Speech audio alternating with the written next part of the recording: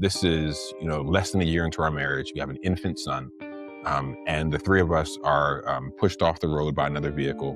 Our car goes into the guardrail, spins and hits Kristen's side, the passenger side, and no airbags deploy. She's immediately rendered unconscious, airlifted to a hospital, and for 3 weeks was completely comatose.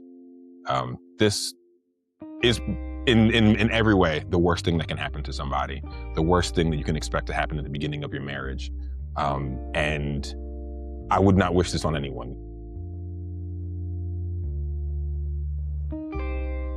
Welcome, Chef Jason, Dr. Kristian. I am thrilled to have both of you here. You are such a beautiful couple in the industry, e-commerce, business. Please introduce yourselves. Thank you.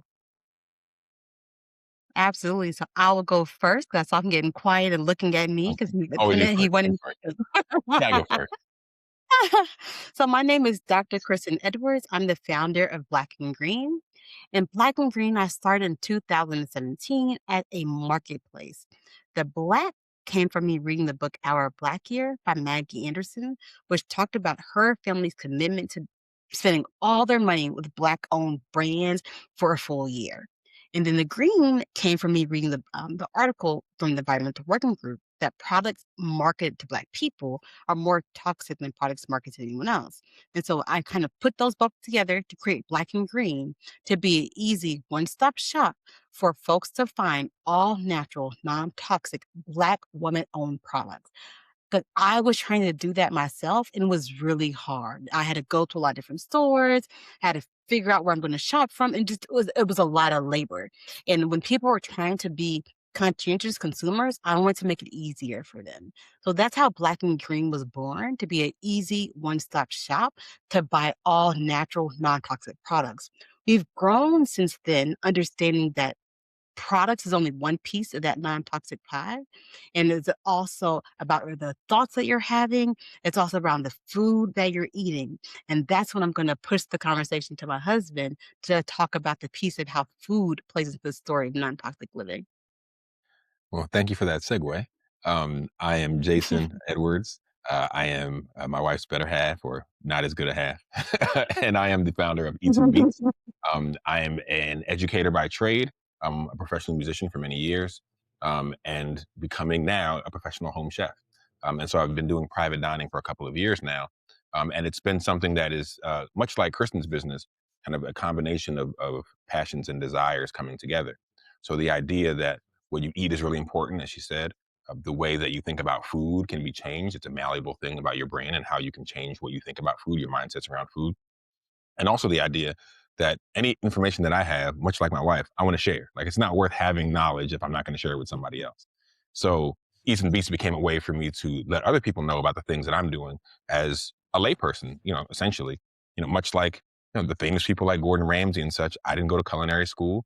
I did my research looking at YouTube videos and asking questions and reading books and, going to restaurants and being nosy and kind of, those sorts of things. And I think that led me to wanting to have this knowledge that I've acquired be shared with other people too. So Eats and Beats is a way for me to do that, and also to have people get a chance to dine with us and see what it's like to eat high quality food in a less orthodox, place. So some place that feels more like a restaurant, but doesn't have some of the stuffiness that a restaurant can have. Beautiful. And I just find both of them very cohesive. Like I mentioned to you earlier before hitting record, I think about you and your family on a daily basis because of the products I'm using, the techniques that I've learned from my participation in Eats and Beats kitchen session. I've been a thrilled, happy customer of Black and Green for a few years now. So thank you both. Tell us from the beginning, would you please share your journeys? Has entrepreneurship been in your generations? I'll let my wife go first, because definitely yes for her. Oh, entrepreneurship is deep in my family. I started my first business in the third grade. So I made bracelets. I would just tie little knots and strings together to make bracelets. I wore the bracelet to class one day. Um, someone said, "Ooh, I love your bracelet. Like, will you make me one?" My little brain said, "Ooh, this can be a business." So I said, "Tell me your colors and I'll make you a bracelet." I went home, made her a bracelet. Then once I sold her her bracelet, then someone said, "Ooh, I want one too." So I started my dollar bracelet business back in the 3rd grade. But I think the core of that is whenever I saw a problem, you want to have a bracelet and I can help you fix that problem. So I think there's something innate in me that likes to create businesses as solutions to problems that are arising. And so I've always had that entrepreneur, social entrepreneur kind of mindset that how business can be a tool to help us address our concerns. I think maybe by osmosis, I acquired some entrepreneurial desires from my wife. I'd say that I'm somebody who, for a long time, would acquire knowledge and skills and then try to find ways, maybe sometimes, to monetize those skills. Music is a good example. I started taking piano lessons when I was 5 years old, and ended up playing a bunch of other instruments as well throughout the years, becoming a producer and performer in a lot of ways, being able to make money in that way. But that was almost never my primary source of income. But it was a thing that I could do as well.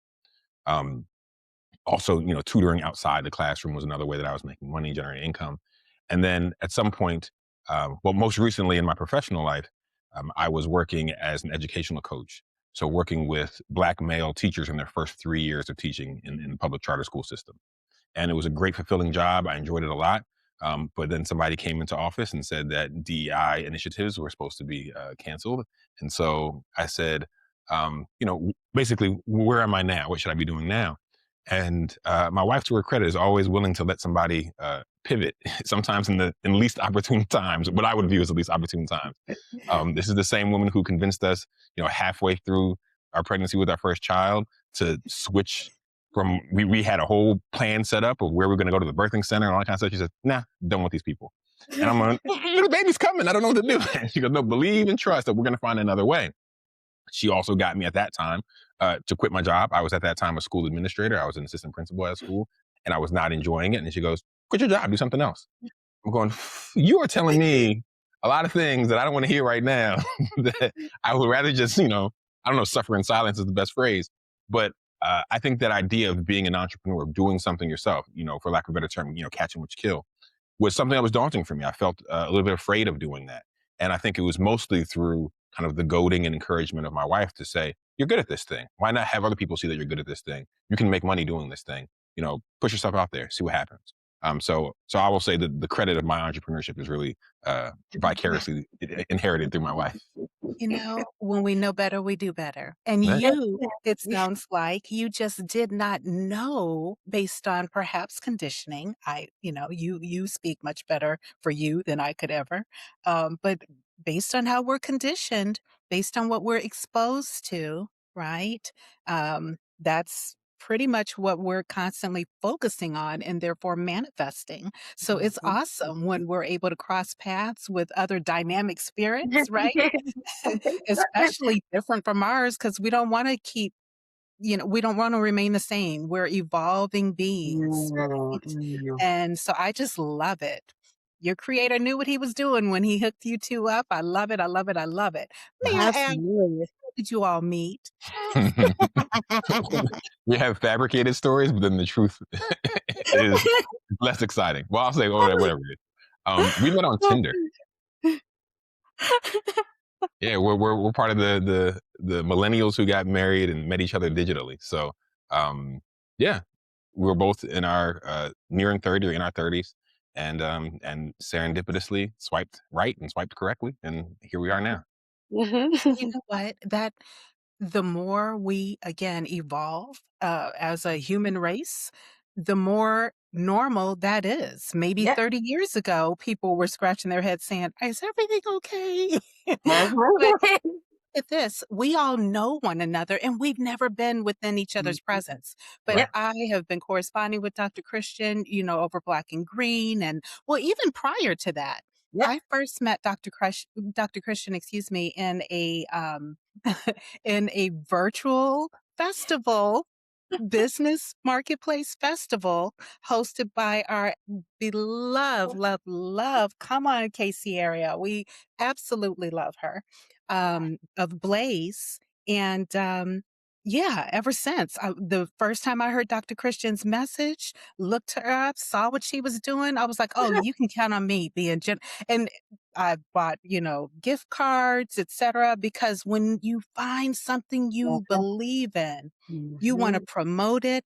I Yes. bought a gift card for my daughter, I bought a gift card for business associates, you know what I mean? So, yeah, like I said earlier, you're stuck with me. And Thank you. I Thank know that's the path for Eats and Beats because I thoroughly enjoyed myself during the kitchen session. I thank you. learned so much, and you know what? It was such an empowering time together.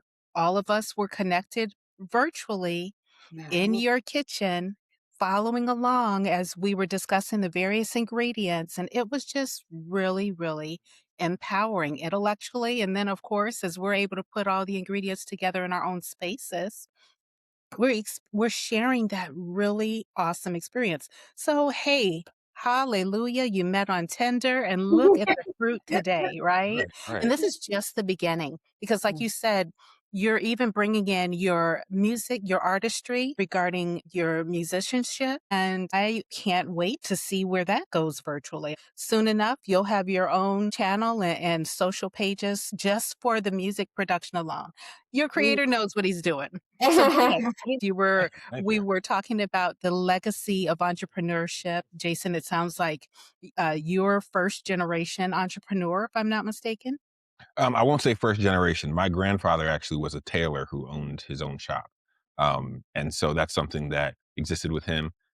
For my parents, neither of them were necessarily entrepreneurial themselves, but my mother spent a lot of time in her father's tailor shop, learning the trade and figuring out how to do things and show me, the things she learned about how to sew this and that. I don't have skills on the machine. I only by hand. I don't have any CNC machine sewing skills. But that's something she was exposed to. And then he also had some entrepreneurial ideas around land ownership and running a small retreat center for a long time out in the desert of Arizona. So that's also part of my mom's legacy that I guess now I'm becoming a part of in terms of starting my own thing. That is fantastic. See there? Look at that. Look at that. And just as this is why discussion and conversation and Mhm. gathering around the table or the screen or the monitors, the more we talk about our stories, and we should be talking about our stories first and Mhm. foremost and Mhm. publishing our own stories. I know that's, Mhm. a whole nother Mhm. podcast, but Mhm. it is vital that we talk about our stories. And I know, I've been able to witness through Dr. Christian's Black and Green podcasts of how stellar both of you are as parents, and even on Eats and Beats social content when you're cooking. I'll tell you. Okay, so the Eats and Beats, one of the Eats and Beats videos, I've saved at least I would say a few, but one in particular I saved it only because of the spinach recipe. You cooked in the backyard, you were on the grill and you cooked the octopus. Hmm. And we're all different, right? We're here to Understood. learn from one another. Hmm. So that was new to me. I was like, I'm gonna stick with the Yeah. spinach side For dish. some people, octopus is a stretch, and I can understand some people. And I even think in the video I gave a caveat saying some people think that this is this and that, and so I understand that new and novel things can be daunting for people. But I also feel excited anytime somebody says, "Oh, I haven't had X before." I think there was a time in the past where I would be like, "You haven't had such and such." I think people do that now. Like someone tells you they haven't seen a certain movie or listened to a certain album, and we go, "How could you have not all this time?" And like in the time you said that, they didn't do it. So I don't know what you're expecting them to say. Like, and I go, "Oh yeah, I did." Like so being able to let somebody have not had that experience to me is more exciting that I can almost vicariously have this experience for you. In some of our private dinner parties, I'll serve a raw oyster. I think it's a great way. My wife and I get oysters pretty much every week when we can. We try to go out and have a little date and have some oysters. It's one of our favorite foods together. And for many people, it's off-putting or it's new or it's novel or it's foreign to them. And instead of me kind of turning up my nose and going, well, why wouldn't you like to eat it? I get excited saying, I can't wait to share a new experience with you. There's not very many new things that I get to have now. I haven't eaten a lot of things, but being able to have a new experience with somebody, I think is an exciting thing that food can do. So I hope that the videos that you see have a little bit of things that are novel and new, and you can't necessarily see yourself eating it yet, but you can also go, well, why not? Someone's enjoying it. It can be done well. Why not have a little taste of it? Yes, and again, the power of connection, relationship, being open to learn from one another, that's how we grow, right? That's how we evolve. We are still becoming. And so that's to celebrate. And absolutely, I know I snarled my nose up at the octopus. Because here's the thing, too, I'm visual. Obviously, if I'm watching a video, but it's just like, ugh, it wasn't the prettiest thing to look at while you're cooking. Yeah. So, but I trust you. I trust you. And so I believe that everything that you were doing to prepare and, you sold me on your belief on how delicious the octopus is. So I believe you. I believe you. And I look forward to again when we're all able to, if not eat together, some octopus virtually, then within the same space. Now, tell me a little bit more in regard to, so y'all met on Tinder and, you know, uh, I'm interested in hearing the details of how you evolve towards the individual businesses. I really appreciate you letting me know the background, but I'm sure that there are listeners and viewers like myself that like to dig into the details. Like I was saying, how did you meet? How are you doing this? How are you doing that? So forgive me for being nosy, but I'm so thrilled to be able to share this time with you and just want to hear everything you want to share.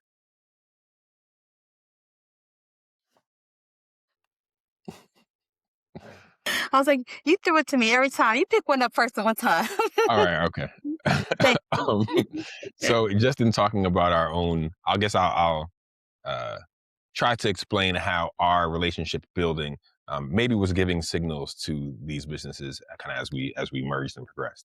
And I think there's a question that you also asked that I kind of want to tie together.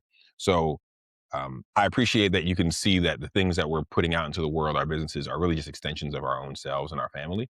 So it does feel natural because it is natural. We're not posing for a camera. We're not doing something just for the gram or whatever.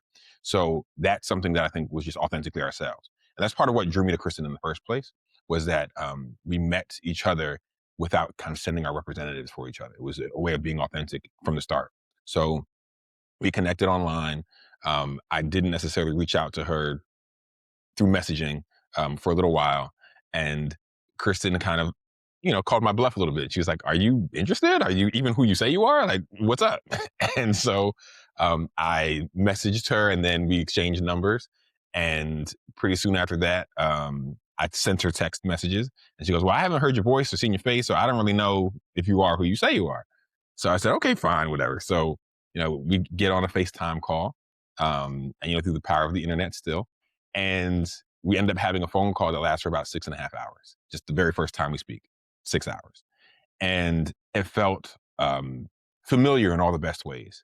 And I think we also decided that once we met in person, that there's no pressure to say that I really like you or I don't like you, but if this is going well, we're going to keep it going. If it doesn't go well, you got 15 minutes to say, I don't like this. I can go. No questions asked. We can end the date right here. So for me, that was a way of seeing that she was who she said that she was. Still to this day, authenticity is one of Kristen's, I think, greatest characteristics. So it felt like I was talking to the person that I wanted to be talking to. I think also probably what sweetened the deal is that I would cook for her pretty soon into our relationship. And I think I'll plug for anybody who's wondering if they want to become a better cook. It pays dividends. So being able to cook for me was initially something that I cared about doing for myself. And then I realized, well, this actually helps in a lot of other ways. And so being able to allure my future wife into the house was was something that I think my food was able to do. And of course, you still got to be yourself. So that kind of laid the foundation for who we were as people. I saw also that she cared a lot. Her doctor is in public health.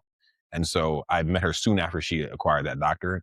And there's so much that she knew about, one of the first things she did when we moved in together, was say like, hey, you use a lot of things, like your spices are all in plastic containers. It's like, those are going to degrade over time and leach microplastics into your food. And I was just like thinking about how things tasted. I wasn't necessarily thinking about the other things. And she goes, you need to have glass containers for all your spices. So she goes out and she buys me a bunch of glass containers of my spices. So I'm organizing and alphabetizing. then she says, you use paper towels quite a bit to clean. I say, yeah, I do use paper towels. And she goes, well, why? And I go, you're right. So she ends up getting rid of most of the paper towels, the racks, the holder. And she goes, she just buys a bunch of, restaurant tea towels. So now, a pack of 100 towels, some of them still, in our kitchen to this day, when we first got together, it was kind of a sign that like, hey, I know better and I want you to know better so that you can do better too. And I think a lot of what I'm doing in terms of honing my craft with food really hinges on Kristen's understanding of what works and what tastes good, what I want to be eating, what I want to have more of in my life, what my diet should look like. And so those things kind of guide and help merge, what's happening. In a more serious way, soon after we were married, we were in a very serious car accident. And this is, less than a year into our marriage. We have an infant son. And the three of us are pushed off the road by another vehicle. Our car goes into the guardrail, spins and hits Kristen's side, the passenger side, and no airbags deploy. It is she's immediately rendered unconscious, airlifted to a hospital, and for 3 weeks was completely comatose. This is in every way the worst thing that can happen to somebody, the worst thing that you can expect to happen at the beginning of your marriage.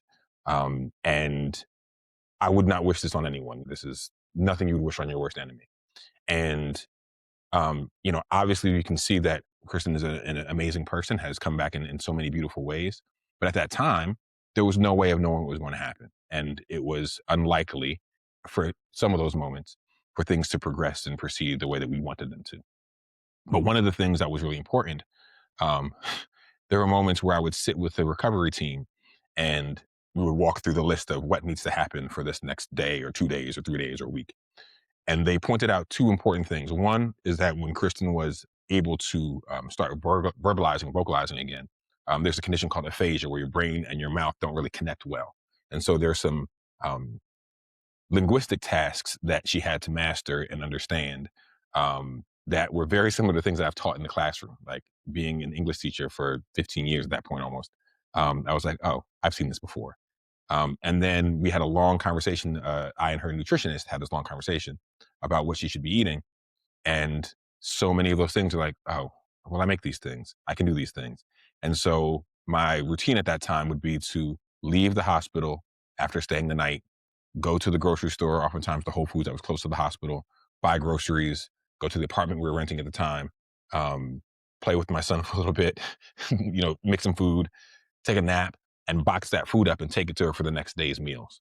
And so the food that I made every day was a way of expressing to a wife that at the time sometimes couldn't, verbalize how she was feeling, uh, that I loved her and that I cared about her, and that food is going to be a path for your recuperation, for your health, and for your wellness.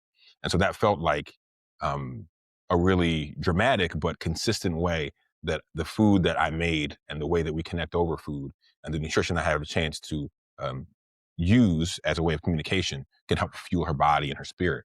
And I feel like that was in some ways, a really instrumental part of her own recovery was what she was eating, how she was eating, and of course, all the work that she did to take care of her own body and to manage her own feelings and strength and those sorts of things. So not like I can't take much credit, but in terms of all the food that she ate, yes, all the food that she ate then and eats now comes from my hands.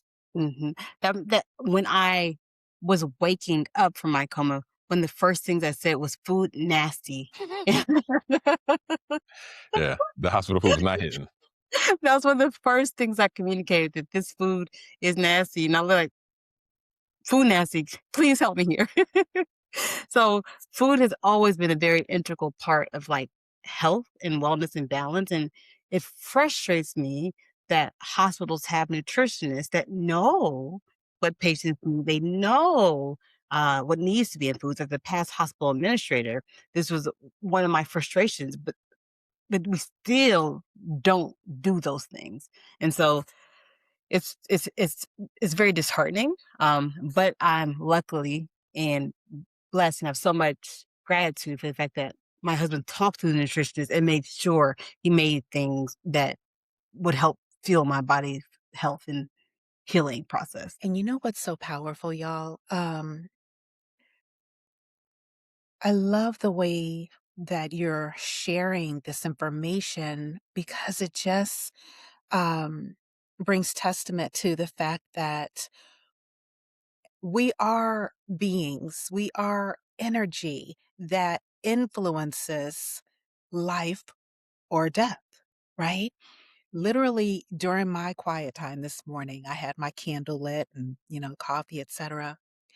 And I like to wait and watch the sun come up in that type of setting. And I started doing my breathing because I don't know, I was allowing myself to get anxious about a few things. So I'm like, inhaling your peace. And then I was slowly blowing it out. But then I was noticing within the vicinity that I was within the flame, the wicks were kind of like, when it kind of just gets a little bit lighter, dying down a little bit. But as I was exhaling, the flames are getting brighter because of my influence, my energy that I'm releasing, right?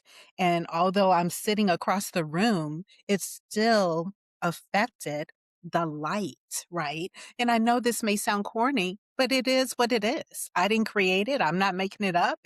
If you light a candle before you right now, the same thing will happen because that's the magnitude of our existence.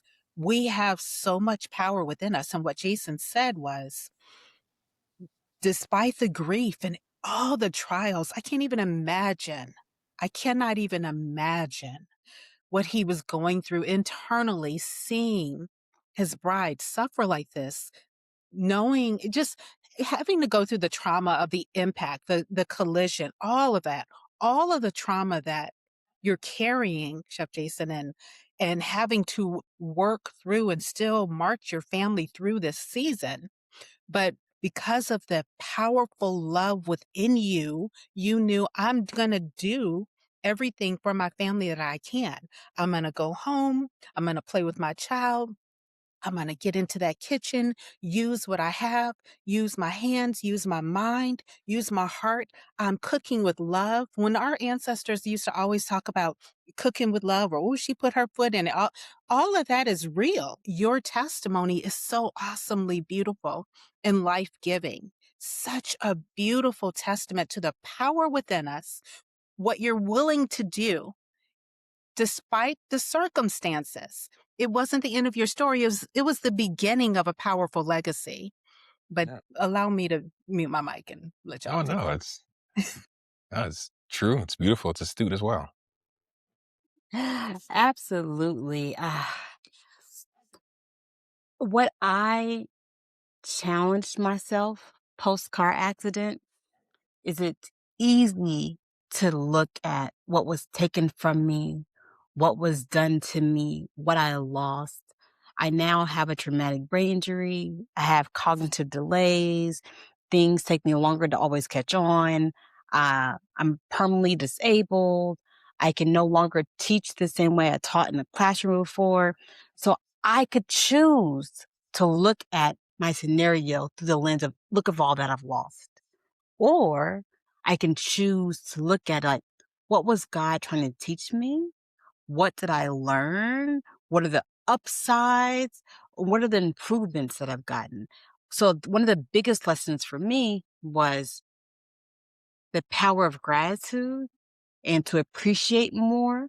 I think I was moving through life a million miles a minute, I'm doing 47 things, and I don't even think about one, two, and three to show gratitude for those three things. So I think maybe God was trying to tell me to slow down and I didn't listen. So I was slowed down to force me to listen. And I think my perspective now is I was slowed down. I don't want to go back. I want to make sure I am always pausing enough to give gratitude. I'm always pausing enough to see the gift in everything. I'm appreciative that the accident has made me a more thoughtful person. Um, it's made me slow down and think through things instead of moving so quick. When I move so quick, sometimes I would get it right, but not always. And the post of the accident has allowed me to slow down. And so it's also taught me the power of my brain and the power of my thoughts and the power of what I think and how if I choose to think that's kind of where I exist. Your thoughts become a reality. And so my car accident helped me learn that my thoughts are my reality and for me to have more control over my thoughts. Um, because there was a hard time emotionally for me going through my frustration and my anger of what I lost and a lot of that I was projecting onto my husband because I'm frustrated. He's here and he's getting all of that. So it's a big up to him that he went through all that because it was a journey. It was a journey in the healing process of me to now I work through it, but there were years when I was still working through that frustration and that anger that I went to school for all these years to do this thing, and now that thing I can't do anymore. And I was just frustrated. I was really angry. And I had to learn skills to deal with my frustration, deal with my anger, put words to it, acknowledge that emotion, and figure out how can I get to the other side and not pretend like it doesn't exist. Yeah. I think these are things that, she eloquently stated are changes and differences, but not necessarily losses. And these are ongoing things, right? We're learning to work through these things as each day, even each hour of each day, right? And that progress isn't linear, success isn't linear. It's not that, I'm not here by tomorrow, then I failed.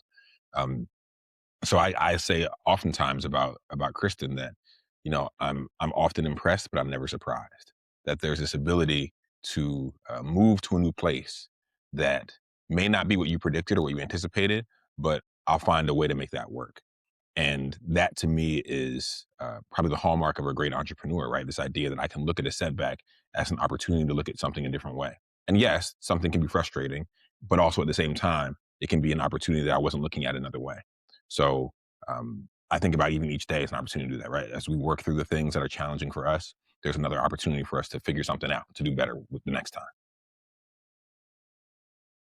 And isn't that life, right? Isn't that life? I believe no matter what season someone comes across this conversation, it it can be a blessing depending on how open you are to learn what you've yet to learn, to uh, be open to hear someone else's story and how they have navigated through life's ebbs and flows, ups and downs.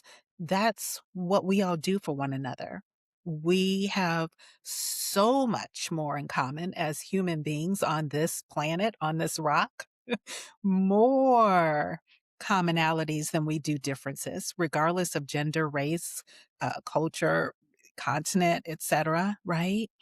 And so we can choose to be open to learn what we didn't know when we woke up this morning. It's a choice. So I love the story. I knew I knew I was gonna love. I'm so grateful for your yes. Thank you for being here. So please just continue. You know the floor is yours. Um, I know that we discussed a few previewed questions, wanted to know about your individual journeys towards entrepreneurship, how you navigate personally and professionally, the ebbs and flows of life, right? Can I ask at this point in time? I mean, we've talked about the essence of the power within us. How would you say your businesses are influenced or not necessarily influenced regarding spirit or energy? Or what would you say to that for your businesses and family? I think that for me, that's a core of who I am, and it's reflective in everything I do.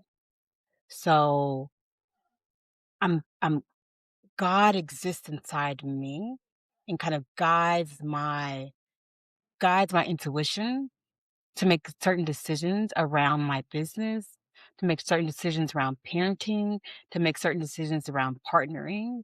Um, that it's inside my essence of my being. And I think that the last couple of years, I've been really developing my meditation practice to help me learn how to quiet my brain and quiet a lot of the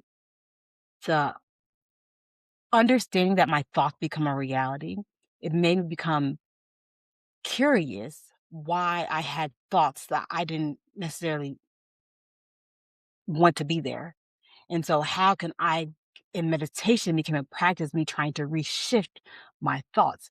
For me, the traditional meditation I thought was just go sit in a room on the floor and just quiet down your brain wasn't working for me. So I initially said meditation doesn't work for me. My brain's too loud and too noisy. It's going to go into new directions. So I kind of dismissed meditation as being a tool that was impactful for me until I learned that meditation can look a lot of different ways.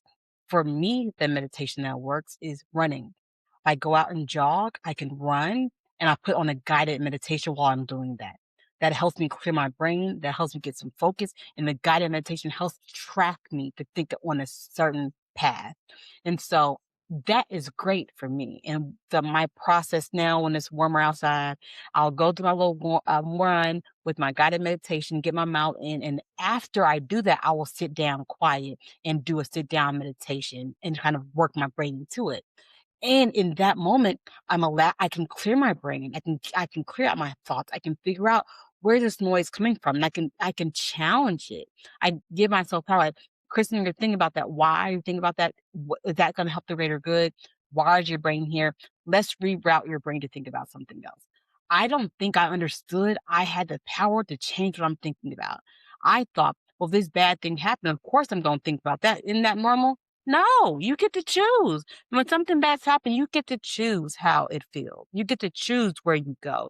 And I don't think I understood that my response to the external things that are happening are my choice. Something bad can happen to me, and then I choose how I respond to it. So I think the power of my choice I've learned through meditating and calming my brain down to allow me to make better choices that are more aligned with where I want to be, that are more aligned with my spirit, that are more aligned with what I want the greater good to be. Yeah, I think that my wife's meditative practice, I'll say two things. One is that my wife's meditative practice has had a positive effect both as an exemplar, but also as an inspiration that there are alternative methods. So I also have a noisy brain. I think it's just sometimes like attracts like. And so one of the things I've learned about myself is that cooking is actually a meditative practice for me. Because if I'm dicing an onion, I'm just dicing the onion. I'm not thinking about 1,000 other things. I'm not doing a bunch of other stuff in my head. This is what I'm doing right now. So it's become a tool for me to focus. And it works relatively well. There are other things that have become helpful. I listen to music a lot. As you can see behind me, there's music always in the house. There's a lot of records I listen to. But there are a couple of times where I don't listen to music. One of them is when I'm riding my bicycle. If I'm cycling, I usually don't have anything in my ears. It's just the sound of the wind, the trees, the birds, my breath.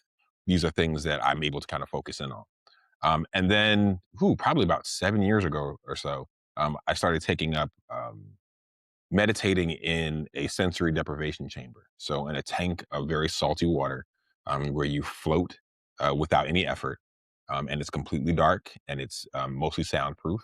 And I'll go into that tank for an hour, sometimes 90 minutes, and be alone with my thoughts. And for some people, that might sound disorienting. You can't really tell which way is up.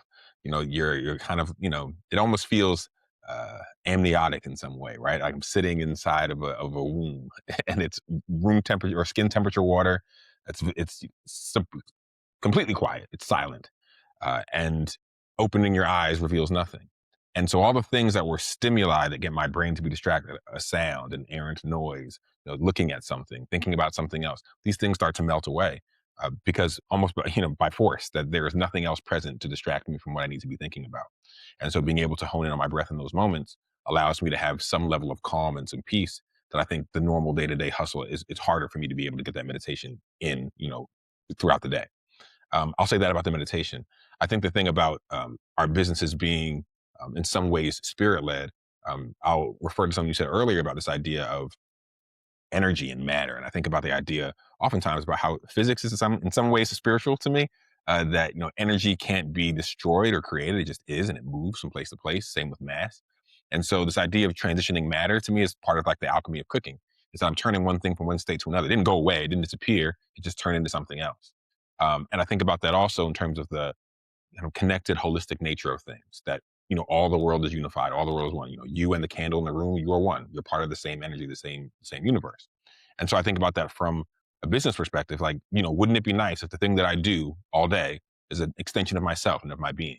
Wouldn't it be great if the things that I care about, whether it be music or art or literature or food or my parents, my wife, my kids, like all those things, right? How can I make those things one unified whole? And that is, to me, part of the key, and not feeling like I'm segmenting or compartmentalizing off parts of my life because this is not a thing for this. So, when I was a classroom teacher, I didn't feel like it was possible for me to be my authentic self in the classroom if I wasn't using music somehow. So I would write songs about parts of speech. I would find ways to teach kids in musical ways, because to me, I couldn't cut that part of my body off. I couldn't cut that part of myself out in order to do this job well.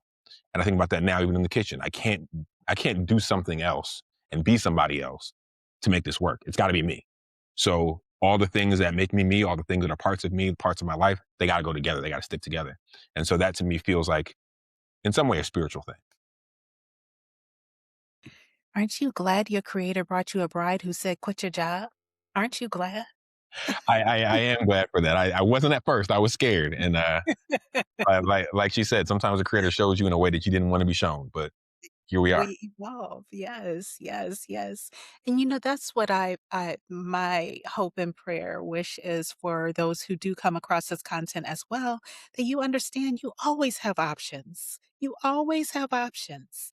And so I want to highlight the multitudes of businesses that are going on, or people are just embarking upon around the globe, that are such a blessing, life-giving forces, right? Just not only edifying themselves, but like we said, bringing the whole community together, the whole tribe, the whole family together. We're all one human race.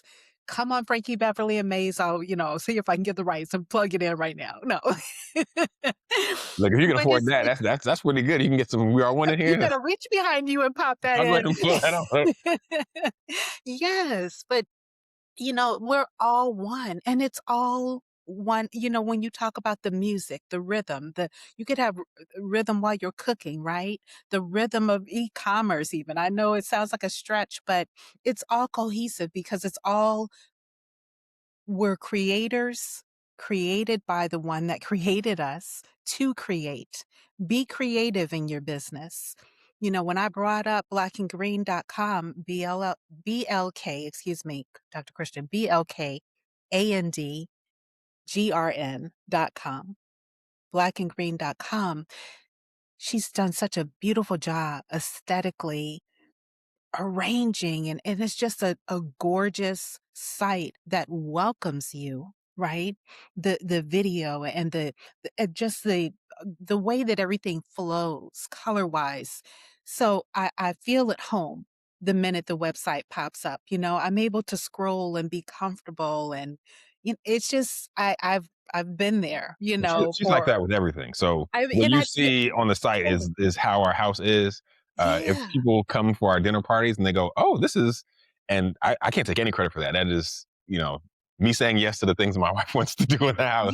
Like, Yeah. this could look better. They make this look nice. And it But does. that powerful force, the one that created both of you, knew the time for you to be on Tinder together. He knew, you know? And I also, having consumed some of the content throughout the past couple of years, learning about your story, that incredible story of the automobile accident. I even know how powerfully your family, came together around you both during that hard time. Dr. Christian's mom stepping in, and just the force of love, right, is in everything that you both do in your enterprising businesses. I don't want to forget to just mention, so that everyone understands, Chef Jason's kitchen sessions are so incredibly wonderful, welcoming, warm, comfortable, packed with knowledge, completely enlightening. There's a lot of education in regard to how ingredients work together that I really wasn't aware of. So I really enjoy being in that space. And anyone who has anything coming up, I mean, we're embarking on Passover meals, Easter, Resurrection Sunday, Mother's Day brunch, right? Graduations, engagement parties, weddings. Come on now. Uh, it is EATS and BEATS.com. BEE. So beets like the Oh, vegetable. go ahead and make that So it's website plain. eats, EATS, the letter N, and beets like the vegetable. It's a play on words. So it's the music beets, but also the vegetable beets, which I believe is an undersung vegetable. I think people should give props to beets. So that is our website, EatsNBeets.com. And we do private dining is like kind of one of my more fun things I'm able to do. I've been able to collaborate with a lot of different organizations from book clubs and women's groups to cultural center, all sorts of things. And to me, it's an amazing way to be able to get a small group of people together and share a meal in an unconventional way. And it was much, I would say, a large part of this came from Kristen saying, "Hey, other people should be able to eat like this too." Um, and I don't know whether that's something that I was confident about at first. I think it was just like, "Oh, this is fun for me. I like doing this for us." You know, at the peak of the pandemic, when we were all inside, we were all afraid of eating outside, outdoors, and so I doubled down on my rigorous need to only make food that we were going to eat. So for 365 days, 364 of those days, we ate food that I made. Um, very afraid of eating things from other places and whatever, whatever. And at the very end of the year, I did the math, and Kristen said, "Well, how much money did you spend on groceries versus the fact that we never ate out for a whole year?" And I did the math, and it came out to about a little less than $4 per portion per person. And I'm going, if I can eat like that and eat quality and spend, yes, some time in the kitchen, then I think it's worth it overall. And I want other people to see that it's worth it. And I want other people to realize that instead of always outsourcing your food to a restaurant, you can do a lot of that yourself. And if you do feel like outsourcing your food to someone else, you can feel free to come to us and we can feed you as well in a way that's a little bit more, I'll say, ethical and a little less orthodox than being in a kitchen. I'll say in a restaurant kitchen. There are a lot of things that restaurant kitchens do well, but paying its workers is not really one of those things. Mhm. Sometimes ethically sourcing materials is not one of those things. Dealing with food waste. And so if those are things that are on your mind and you want to eat in a different way, well, that's what we do here. That is so good. You're able to deliver outstanding service, whether it's educating through a kitchen session with one person, hmm a couple, or a group. And I would imagine, how young would you say your customer base would be? Well, I give private music lessons as well to kids as young as 5. And 5 is a good age for a lot of things, not as much the kitchen, but there are a lot of things around acquisition that work well at 5. I'll say around age 10, there's a lot of value that I think that we're underserving kids with. In my mind, if you have a teenager in your house, they should be cooking at least one meal a week because that's an untapped market, untapped potential for a kid who, one, won't complain about the thing being served because they helped to make it. And then two, has a lot of skills, the motor coordination, the creativity, the thoughts around certain things. And also you're trying to build this independence for later on.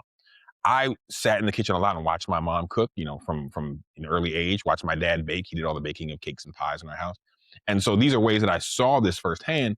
And sometimes that knowledge is passed on overtly, but oftentimes it kind of just happens, casually through osmosis. And I think that we could do a better job of teaching kids directly. I'm saying as young as age 10, what am I doing in the kitchen?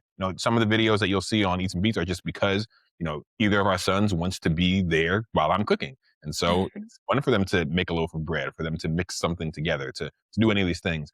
And I think that what happened for me, at least, was, getting to college and realizing I don't really know how to cook. I know some things, and I felt like a novice in many ways, but I didn't feel confident saying like, oh, I can cook. I know what I'm doing.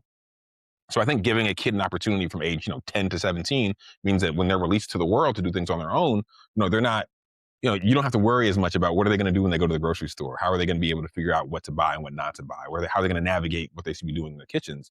Because they've had some skills already kind of embedded within them. Absolutely. That's so good.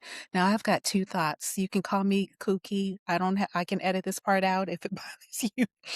So my first thought is, and this may not be for everyone, but um I appreciate you sharing that it's therapeutic, meditative for you personally, Chef Jason, to get in the kitchen. I do the same thing. If I get really stressed or I would, just finish a difficult conversation or whatever, I know I can go into the kitchen for some reason. It's just calming for me to start baking something, start cooking dinner, right? And it may be because we're focusing on this new form of creativity for right now, right? And me and the Holy Spirit can put some stuff together. I'm going to tell you that right now. But I appreciate you bringing that up to piggyback on what you were just saying regarding the youth and helping the youth play. I also wonder, what do you think about helping young men that have been, just for a season, derailed for the juvenile, detention centers, et cetera? Again, excuse me for not expressing myself more fluently. But I just believe that even when you start introducing young children as young as, I mean, goodness, you can sit a toddler on the counter and they can put the food in the blender, and it's just a beautiful, beautiful, beautiful thing. Children can learn as early as possible. And it helps them. They're empowered, just like you just said, right? Because they're creating on their own. It's slowing them down. It's helping them to find calm, right? Because hey, humans are flawed and not every household is smooth sailing or a welcoming space. But if you can learn early how to distract yourself by creating food, maybe your parents may consider it a chore, but it's a nice outlet for a teenage boy that just maybe experienced bullying at school or whatever, Now, my second thought that I want to share with you that I'll cut out if you want me to is that someone else comes to mind, a fantastic musician who loves his community. Come on now, y'all have so much in common so far. And he loves the fact that starting at a very young age, he was cooking and helping himself with the family drama in the kitchen. Do you know who I'm talking about? No, inform me. It's little trivia music, Jeopardy music. John Legend. Oh, he's a fellow Penn alum.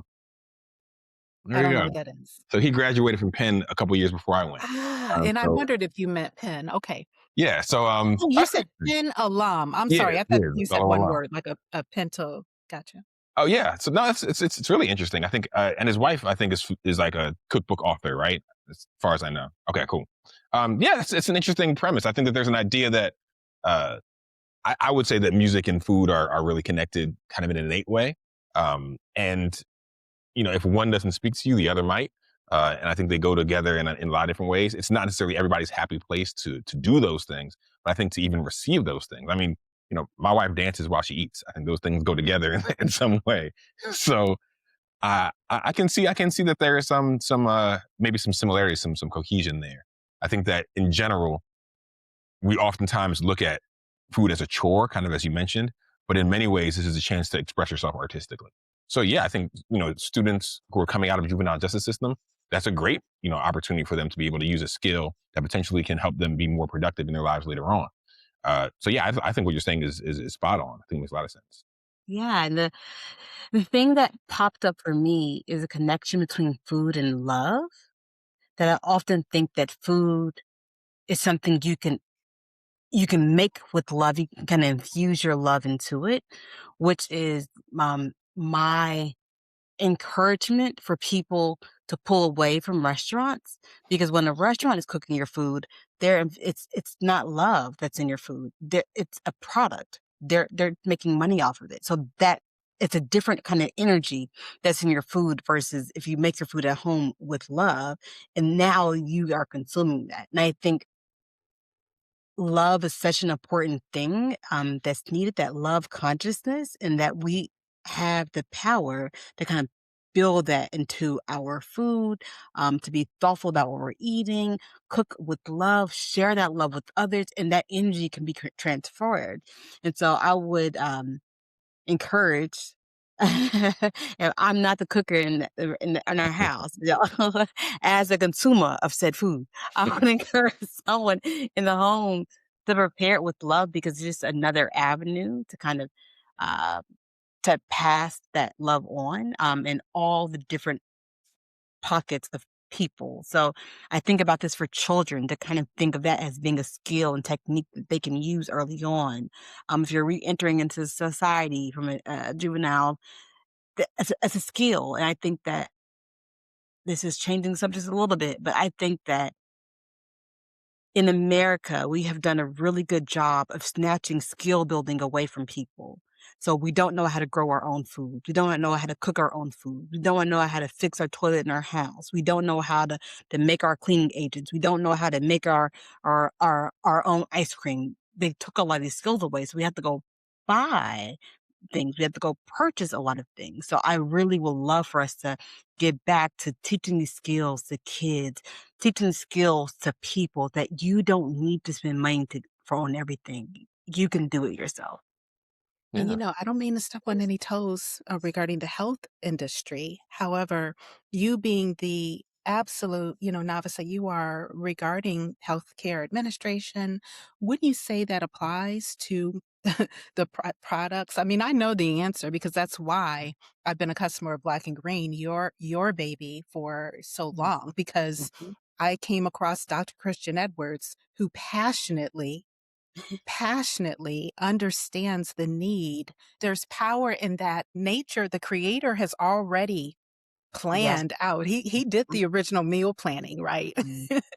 Yeah, I know, corny guys. I'll cut all this stuff out if No, good. I think you're right, and I'd say it maybe as the novice on the healthcare world in our house, there Mhm, was a lot of things that I just learned from Kristen and her expertise, and that the idea of knowing better and doing better, I think came in many ways from her. So I was able to defer and say, wait, how much of this, or no, what about this, and I think her, unfortunately, I'd probably use the word disgust with a lot of the way that the healthcare industry works. Comes from seeing an inside view of it, of being working in a hospital at a high level and seeing like this isn't right, this doesn't feel good. And I can say certain things about education. Unfortunately, public education has some things in it that are just non-ideal, that are almost like a byproduct of the large society that we live in and not like an intentional choice. And I think that for me, to kind of talk about what Kristen is saying, cooking and food in general is an opportunity to be intentional and not Mhm, commercial. And I think that we have a lot of things in our society that are built about being commercially successful and viable, right? The mhm. restaurant Yeah. industry is one, hospitals are another. Even schools to a certain extent are looking at bottom lines and numbers and not about what are my outcomes here? How can I be intentional about the choices that I'm making? So a while ago, Kristen was on a panel and they asked her if there was one thing that you could be remembered as, or just one word that you want to Mhm. describe you as, what would it be? And the word she used was intentional. And I remember sitting in the front row being like, "That's it. That's the one." Uh, and and I felt that we're never going to be able to do everything perfectly, right? I'm not saying that every single meal that I make is the A1 star best meal possible. I'm not saying that every choice that we make with raising our children is the number one best thing to do. In many ways, there's no way of knowing that the thing you've done is the best. Mhm, But mhm, did I think about this first, or did I just do it out of reflex? Did I let somebody convince me that that was the place to buy that thing or to acquire that thing or the way to do that thing? Or did I think about it myself and say, hey, what fits me? What does the thing carrying forward that I want to be able to represent myself with? mhm, mhm, What's going to speak for me in the way I want my actions to speak for me? mhm, So if I'm doing that, I feel a little more confident about what I'm doing, both in the kitchen and with our kids, than mhm, just kind of just wing it each time. I want us to be able totally. to think intentionally with what we're doing. And Yeah. and that intentionality, it's certainly a foundation for both of your businesses. Going back to Black and Green for just a bit, because one thing that really sold me as a customer was understanding her high standard regarding the ingredients, because there are retailers, different sites, different parts of the industry that will Mhm, say organic, the plant-based. But if you really read the ingredients and you see that it's got certain things that are contributors towards cancer yep. and certainly depending on how much or what type of oil they're using. So can you speak to that high standard that is throughout the Black and Green platform?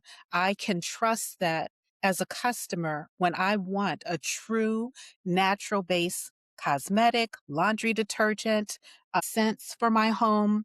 One of my favorite candles she offers in the little or bundle bag. I don't know if you still offer it, but yeah. Go ahead. Let me mute my mic because you know me. No problem, go for it.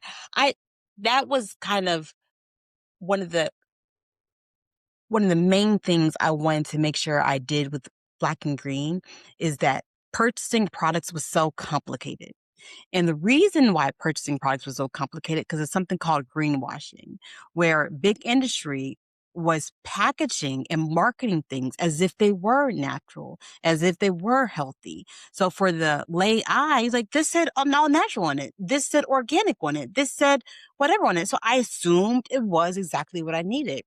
After I understood how that was happening at such a high rate, I was like, oh no, I need to help Black women have the power to see through this, to see through this marketing.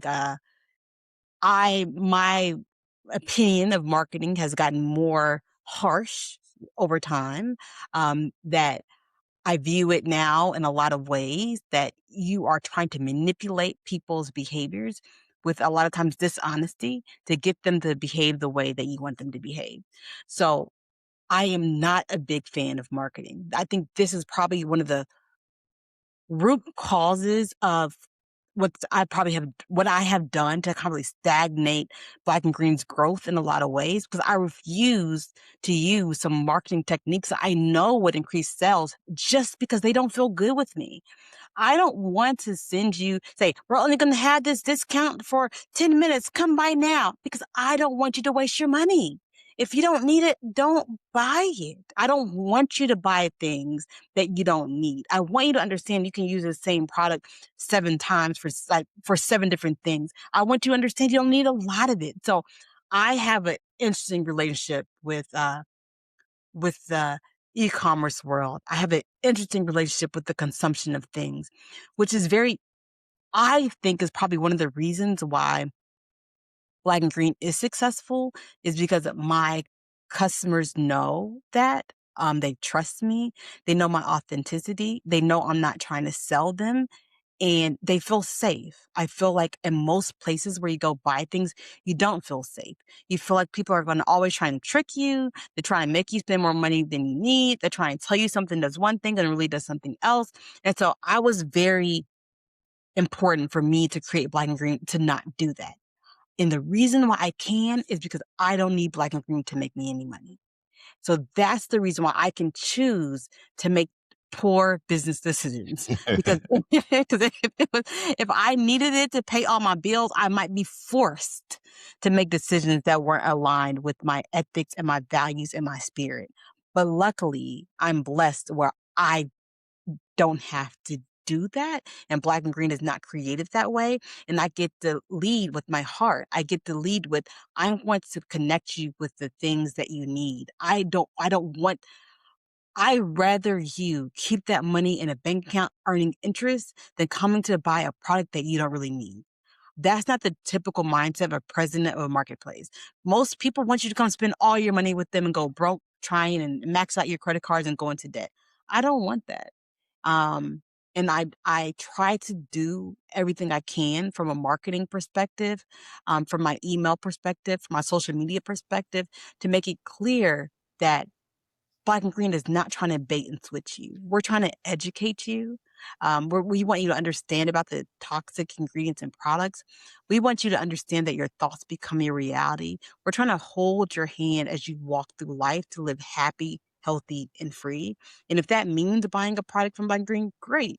If that means you read a blog or you listened to our podcast or you came to one of our events and that's the way that you engage with us, then great. That's the way that you have engaged with us. But what's important for me is to educate Black women to understand what decisions they can make for their health, and to understand that a lot of the things that were marketed to us are here to hurt us. And so once you have, and I want to create a safe place where you can ignore all that marketing and that you can come in and I will tell you what's real. Absolutely. Blackandgreen.com is also distinguished in how it's positioned to empower other creators, artisans who are creating their handcrafted products to be sold on the platform, promotion opportunities, et cetera. Do you want to speak to what you're currently? Go ahead, please. Absolutely. So one of my big take a step back before I answer that question. Something I believe very strong about is the ability to pivot and pay attention and not stay committed to a way of doing something, not being inflexible.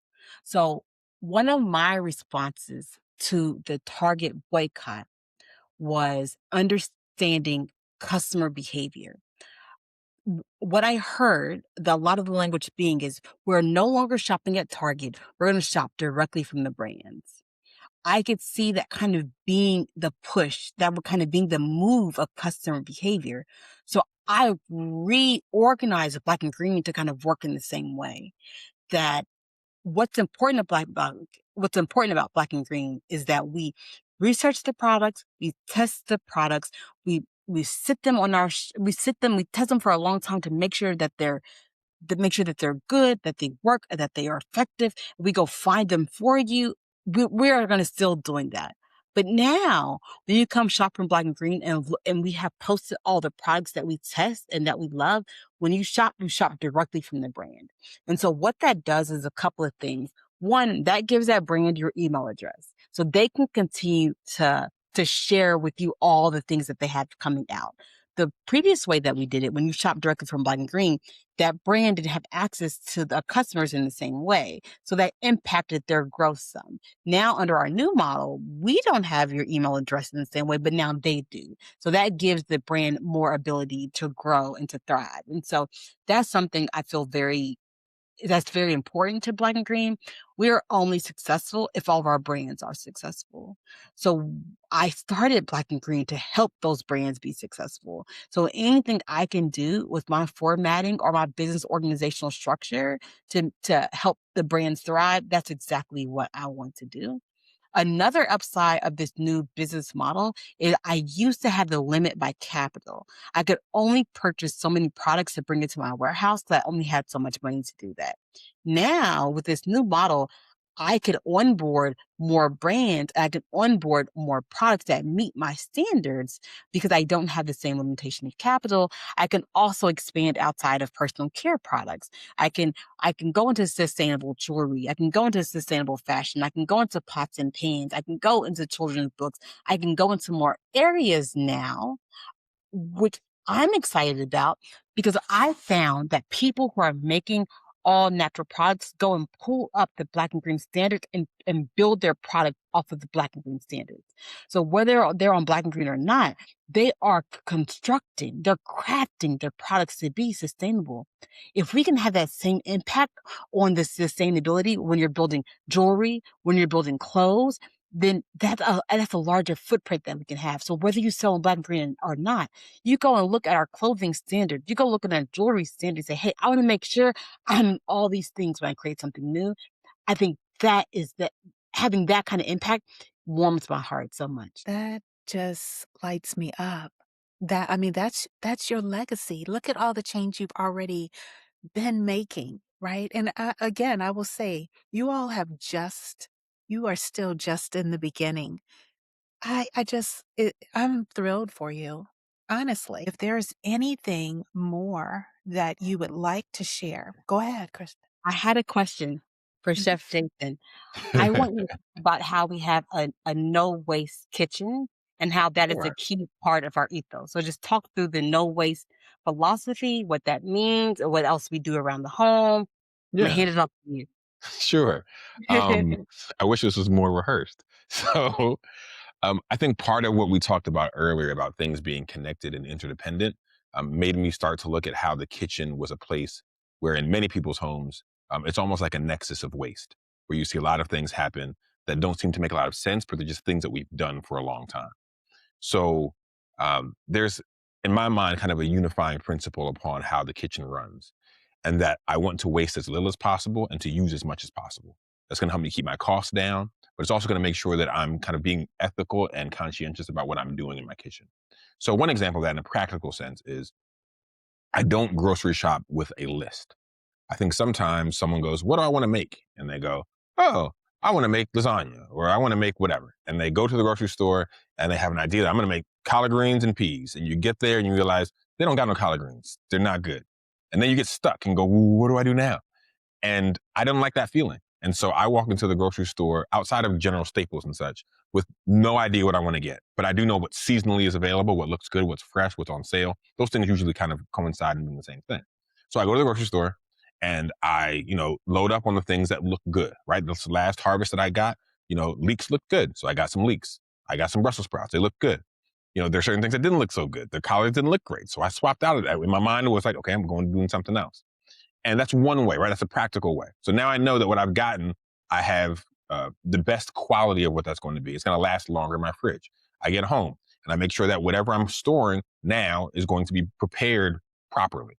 So my most recent video that I put out on TikTok and Instagram and Facebook talks about what happens when I get home with my groceries. So I'm taking water off of all the greens. I'm making sure that they get put into a bag and into the refrigerator. If I'm using ginger that's fresh, I put it into my freezer. If I have an avocado that's almost ripe, I leave it on the counter until it's getting close to ripen, and I submerge it into a jar of water, put that into the refrigerator. If it's the summertime and I have berries, please don't go get berries right now if you're watching this in the wintertime. When it's summertime and it's time for berries, I make sure that they're all dry, I put them in a mason jar, put that into the refrigerator. There are ways that I can store my food so it's going to last longer. That's also going to eliminate some waste, right? Then when it comes time to cook, I've made a plan for how each of these things is going to get used. So if I have, let's say, a whole plant of celery, right? And I'm only using a couple of ribs from this whole stalk of celery, I have a plan for the rest of those ribs. It's not going to go bad in my refrigerator, right? If I'm getting salad greens, I have a plan for the rest of those greens. They're not going to wilt and go bad. So now that I've planned, I know what portions I'm using for each thing. We've eaten through the food. And when I'm preparing food, and I say, oh, those peels of those onions, or the little, bottom part of the scallion that you're not going to eat, or the skin of that beet that I'm going to peel off. What am I doing with that? Well, I shouldn't be throwing it in the trash can, right? That's just waste. That's deciding that whatever this food is that I bought, that I paid my good money for, is going to go into the trash can, which doesn't make sense to me. It also means it's going to create more waste, right? That trash doesn't just go away, right? There is no away. That goes to a landfill. That becomes a sludge that does not biodegrade very well over time. It becomes an anaerobic mass, and it's disgusting. And so I want to some ways try to, preclude that from happening. So I have a scrap bin connected to the end of my kitchen island. And so all the little butts of the onions and the celery pieces and the errant scraps, they go into this basket, and that goes into my freezer until I have a large bag of frozen scraps. Then that bag of frozen scraps becomes thawed out in a pot of salted water, and that becomes stock, my vegetable stock for the very next meals. And I rinse and repeat. Those scraps that now came out of that pot that I used to make, my stock, my broth, now don't have much flavor left in them, but there's plenty of fiber and organic matter in them, which they make for great compost. So I take that and I put it into my compost. I turn that compost and tumble that over the course of the season. And when that compost is fresh, as I've just done last week, I pull that compost out, I put it onto my planting beds, and I get ready for the next season of planting. And so now I have a bag of seeds ready for me to start planting for this next year. The food that I grow comes from the scraps that I've, composted. And that food that I grow, I'm going to also cook, and the scraps will be used, and so on and so forth. So this is the idea that I can in some ways be a little bit more self-sufficient than I was prior to. I think home gardening is a great way of doing that. Whatever space that you've got, if you're in an apartment, you can get a window pot. There are ways that you can grow a couple of things. An herb and an onion is, a great way to start. But once you have a little more space where we are now, there's an opportunity to be able to get a little bit more diversity in our soil. So now I have a little bit more that I'm growing now. And so because of that, I'm able to, have some trellises for things to grow up. And now my goal is that for the summertime, especially, I don't want to have to buy pretty much any produce at the grocery store. I want to be as self-sufficient as possible with what I'm growing. There are certain things that I don't grow for space reasons, like potatoes and onions and things like that. But in general, I try to make sure that most of what I'm eating, most of my diet is supplemented with the things that I've grown myself. And where are you getting your seeds from? I buy my seeds from Ujima Seeds. Ujima Seed is a co-op that uses small growers for seed saving and harvesting. I'm starting to get into seed saving myself, which is another skill of letting a plant go to bulk, go to seed. And you keep those seeds and then harvest them for the next year and go ahead and plant them again. So my kale plants, my bok choy, my fenugreek, these are all plants that I've saved seeds from in the prior season, and I'm going to replant the next season. So these are just ways of saying, this is part of the earth that we inherited. This is also, part of our own, I'd say cultural birthright as Black Africans who came to this country. We were here as, agrarians. That's what we did. And to somehow be unnerved by being out in the soil, right? And I grew up as a city kid. I grew up in Brooklyn, New York City, and Washington, D.C. that there was not grass around for the most part, right? He had to go to get to the grass. And now I'm out there barefoot, every other day, tending to my crops. And that was something that for me was almost connected to a shameful legacy around sharecropping and having a land stolen, that we were, had all the rights to because we were doing all the work on it. And I had to get mentally past that to be able to understand that all of these things go together, right? The way that I care for the kitchen myself, the way that I steward my resources, the way that the soil is taken care of, which is its own living organism, right? These are all interconnected things. And so for me, I'll say zero waste became a way of me understanding that, hey, I don't want to be, I want to be just as intentional as mindful around the things that I am doing and not using as I am about the things that I am using. So that became kind of a mantra for me, like, let's not have any waste in here. Let's try to make sure that we're being as efficient as possible. And my thoughts are, um, starting with the knowledge, the inspiration, and the information. I mean, I'm sure you all have considered, but I definitely am waiting for the ebooks. But more impactfully for the community, I envision I see you getting together physically and virtually, both of you, teaching our community of all ages. You got your younger target market, as well as the those who are more mature and looking to be a little bit more independent minded. It's all about how are you using your abilities and your creativity to take responsibility for yourself and make better choices that you're empowered to make, right? And when you have such brilliance within arm's reach or at your fingertips on the keyboard or your phone to just tap in and see the brilliance of what Chef Jason is doing to keep his garden alive, even if he's right in the middle of, the city on the 12th floor or the 36th floor, you're still empowered to make better choices for your body, for your mind, for your household and your community. Hmm. The same with Dr. Christian. I definitely, I don't know if this has been, a thought of yours or not, but at some point, perhaps consider um, any type of classes, workshop, or on-demand curriculum, e-commerce, business development, even in the smallest way, just getting your idea on the platform so that others can just embrace your brilliance, right? Whether that's through artistry, soap making, cosmetics, the Love product. I use the mascara. I use the mineral foundation to as a contour. Like I said, I love the candles. I haven't experienced the men's products yet, but I trust that they are divinely, absolutely. Oh, what's some of your favorites, if you don't mind me quickly asking? I know I need to Oh, let I get the luxury of being able to test many things. Okay. So uh, I'll say this: every single beard product that is on the site, I have tested myself, and I, Okay. I like to use my beard as my calling card in some way. So it flourishes by the virtue of black and green. Yeah. So yes, I vouch for every beard product that is on the site, the balms and the butters, and there's a recent shave oil that's coming to the site as well. So these are all things that I'm spoiled because the same way that, Kristen can, open up the refrigerator, grab a plate and eat something that she's consciously, like, I gotta say subconsciously or unconsciously knowing is good. I don't have Yeah. to do any sort of work. I can do the same thing, right? I can open up my cabinets and say, hey, what am I gonna put on my skin? It's gonna be good, no matter what it is. I feel like the luxury of not having to think about that so much. So That. being able to kind of divide and conquer in our household, where like whatever I'm putting inside my body, I've taken care of. Whatever I'm putting on my body, she's taken care of. It's we're Yeah. we're, we're covered. And the beauty of black and green is because we as fragrance is one of our toxic 20 ingredients, our products are not fragrance, and so they can be both gender because they aren't strongly favored Right. for only for women. And so that's a big upside of it is that oftentimes a fragrance is what means you have to make a male product because it was too fragrant to be a male product. But the beauty of black and green is that our products don't have fragrance in them and they don't have toxic ingredients in them. And so they're good enough to be used by men, women, and children and pregnant women because with the way the when they market products as being for pregnant women or for children, it's because they removed all the toxic ingredients out of it.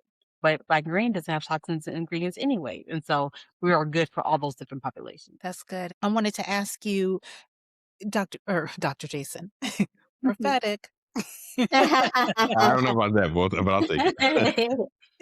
Um, have you ever considered your own spices? And if so, can we get those on Black and Green as well as Eats and Beats? Keep it in mind if not yet. I've thought about that. I think Mhm. that bulk spices are, I think most of the time we have maybe not great methodology around spices. Okay. What I want to be able to do is to let people, Kristen mentioned this earlier, be able to take back some of the control that I think we've relinquished to corporations and to companies. Mhm. And so if I were to ever provide spices for people, it would be raw, single origin spices. There are a couple of good companies doing this now. I think Burlap and Barrel's been doing it for a while. But the idea of having like a spice blend is to me disadvantageous. I like to be able to control how much, for example, salt is in a blend, right? You'll be surprised to see how many blends are like 60% salt and then everything else in there. Like, "Oop, I didn't want all the salt." So Mhm. being able to have some control in your kitchen, I think is really helpful. I think what I'd like to be able to do is to give people the knowledge and the skill to say, I feel comfortable in my own kitchen with my own mortar and pestle, combining what I want to combine and making what I want to make. That means understanding how loud or quiet certain spices are, right? Certain ingredients have their own volume, have their own kind of texture. So knowing that, equal parts of everything isn't going to work. There's an old, we all have our own units of measurement, right? Black people got our own weights and measures, right? We can talk about a tinch or something. What was it? I don't know what a tinch is, but a tinch is something. When my mom used to call her mother on the phone for recipes, my mom grew up on the West Coast, and she would call sometimes from New York. Her mother like, "How did you make such and such?" And and my granny would say, "Well, you're about like this much." And my mom's like, I can't see you. What do you mean when you say this much? And like, this much. Like that's like that means something. But to me, it's it's like you said before, it's the seasoning with the ancestors. It's the ancestors telling me, stop, that's enough. That's enough garlic powder, that's enough. I get the feeling, and when the feeling comes upon you, you know when to and when not to. And some of that comes also from just from skill and from having the experience to experiment in your kitchen to say, hey, I'm going to try this out and see how this works. Ooh, too much fenugreek. Next time I'll scale it back. Be willing to eat those mistakes because you're going to have some in the kitchen. So I'll say from a what do I want to offer the public perspective, I definitely want to offer them some knowledge and some resource. I think a one-on-one conversation with me, or even a group conversation with me, is another helpful way for you to feel like, okay, I might be lost in my kitchen. What do I do next? And that's something I'd love to be able to help with. I think my own educational background is something that helps me express to people what is the most meaningful, high leverage thing for you to do at this time. I spent some time coaching people academically, and so that also is something that I rely on and leverage when I'm talking to people about food. And I say the last is also being able to eat here. If you're in the DMV area, eating here with us is a way that I hopefully am able to not just impress, but to inspire you to try to do some of these things in your own kitchen. Again, I'm a self-taught chef. I went to college and realized I didn't really know how to cook well, and said, let me look at my YouTube and my Food Network and figure out what I want to do. And I workshop meals, and then being married, saying, baby, eat this. How does it taste? And she'd be able to tell me, well, a little bit of this. How about a little more acid? How about a little more spice? A little more heat? And so these sorts of things, the trial and error of the kitchen, I think is a practical way that most people are learning how to cook. And if you want to be able to see what that looks like, on a more, I'll say, advanced scale, come sit with us and eat. Our dinner parties are for 8 or fewer diners. They're very small, intimate affairs that we host in our home. They're an opportunity for you to ask questions about food. I oftentimes have trivia content that's about the food ingredients and the way that they're harvested and cared for and these sorts of things. And then we do a full tasting menu of 10 courses. It's 2 cocktails, 8 food courses, a combination of small bites and larger plates. And they're all crafted to the way that you want to eat. And so part of what I like to do is to be able to tell people, hey, the way that you want to eat is great. And I'm not going to try to twist you and move you in some other direction, but I do want to expose you to some new things. My most recent client, I had an opportunity to work on an Afrofuturist style dinner party that was inspired by Octavia Butler's writing.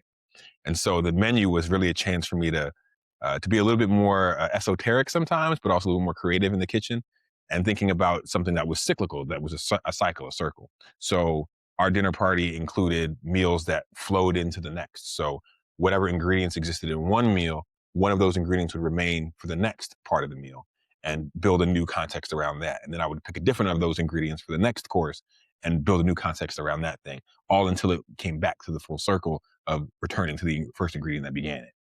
So these are examples of ways that are eating that are definitely highly intentional, and really highly crafted and curated. and maybe, and I'll say not maybe, won't be what you get at a restaurant, right? What you get at a restaurant is what they have, what they want to give you, and you'll pick from the menu, hopefully something that you'll enjoy. And maybe you will, maybe you won't.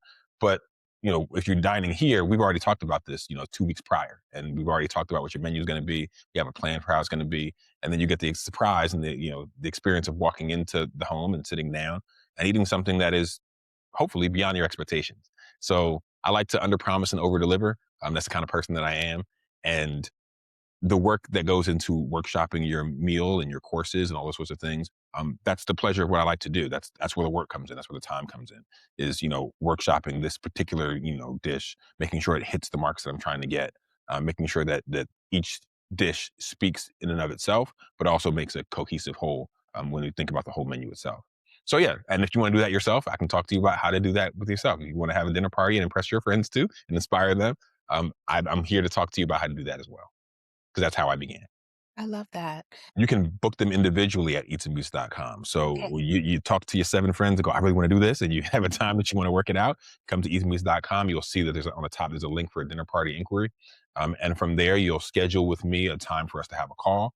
You'll fill out a form of things that you love to eat, things that you can't because of dietary restrictions, things that you're curious about, ways that you like to enjoy food. And then we go from there. And then we have a call where we talk about what your menu is going to be.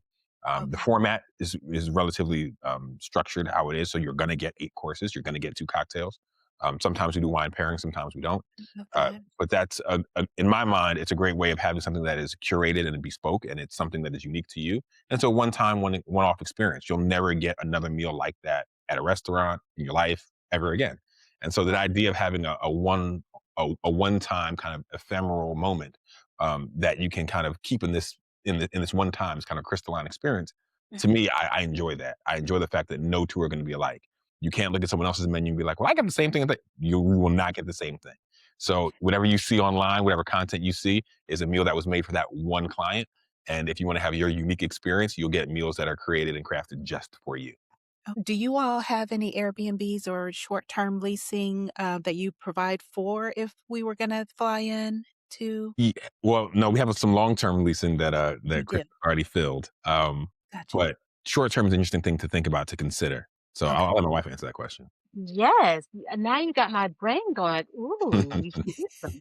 But what we do have is a partnership with a bed and breakfast that's not too far Down the from our road, that's house, true. and so when people fly in, we connect you with them to stay there.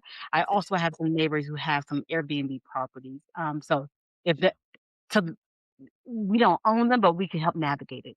Mhm. Now my other question, speaking of Airbnb, have you considered being on their service section of their site? I have for some time. What's been challenging is I've done a couple of events that don't take place here. I'll cook in another environment at an Airbnb, at a Verbo, whatever kind of rental place. Sometimes at a a storefront, a brick and mortar. That's challenging in some ways because you won't get the same experience as you would here, right? If those places don't have the kind of oven and equipment that I have, then it becomes a little bit of a challenge to try to translate what happens here to there. I'm not disinclined to do it, but it's not been as successful as when it's here. What you're currently offering and what you've just shared is fabulous. Do you do the music classes virtually as well as in person? I have done virtual classes, especially during the pandemic. It's a little bit challenging for new students if you're new to the instrument. If you're an intermediate piano student or intermediate drum student, that's a lot more likely for that to work. For drum students, I'm in the DMV area. For piano students, I also host them here. And so where I'd like to be able to do that is there are a lot of people who do homeschool or have, unorthodox schedules. I have some retirees that I've worked with in the past who are just like, hey, I want to find some time to play. My own grandfather on my father's side started taking piano lessons when he was in his 70s. And ended up falling for his piano teacher's sister. I just ended up working out that way. So I ended up getting remarried. And so it brought him some joy and also some love. So I'll say that it's never too late to start if you're, even wanting to be an adult student. And that's true for learning how to cook, learning how to play an instrument, learning how to do any of those things. I'm telling you, you all have so much going for you where I can see you connecting with trauma impacted individuals, families, and communities. You have so much to offer, so much. You are so beautiful to me. I mean it. I love you, if I can say that professionally. I do. And I know you don't know me as well as I've I've been in your spaces, right? So that probably sounds really weird. I don't want to freak you out. But when you are building a market or an audience, that can happen because they're looking at you way more than you, you didn't even know I existed, right, Chef Jason? Well, no, I mean, thank you for being in our space. I'm glad that you're able to join our calls. I remember, you being able to join the Zooms when we're talking about food and such. Yes. So I think, this is another thing that Kristen's really good at is crafting a space where people feel comfortable. So that's what we Absolutely. want.